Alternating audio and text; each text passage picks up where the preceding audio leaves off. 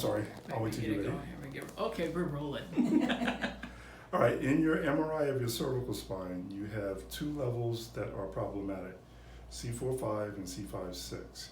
Both of them are causing the space where we have the nerve leave the spine, called the foramen, narrow.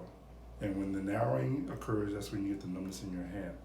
So at C4-5, you have severe right foraminal narrowing, and at C5-6 is bilateral. Okay. So what I want to do is take out both discs and replace both discs. Now you're going to get taller. So I'll be back to 6 foot. I don't know how much I'm going to give you, but I'm going to make Okay. you taller, yes. Most people will say, they definitely notice Height. they Wow. jump up, Okay. yeah. Wow. So you will get taller, you will lose the sensation that you have in your hands of the tingling and the sensitivity. Okay.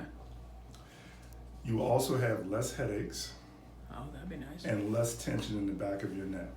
In the beginning, you usually have some muscle spasms because I stretch everything a little bit, and yours has been slowly decreasing, so it has to get used to that stretch. Right.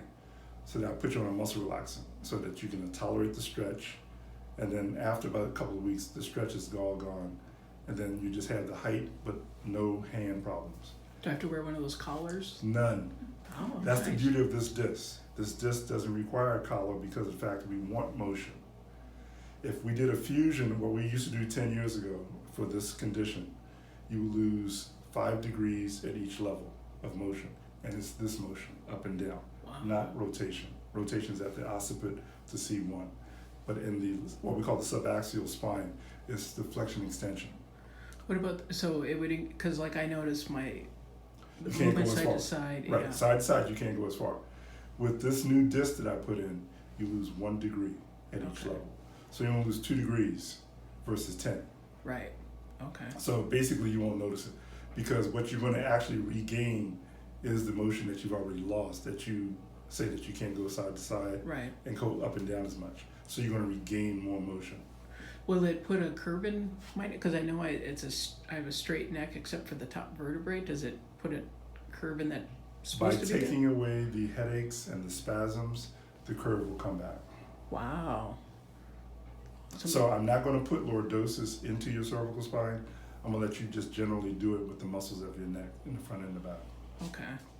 And do you think that this occurred because of accidents I had when I was younger, or birth, or Not weight? birth, but accidents as you were going through life Yeah. and just life. Yeah, I had some severe, like, face in the bottom of the pool, knock your tooth out and all that. Okay. Yeah.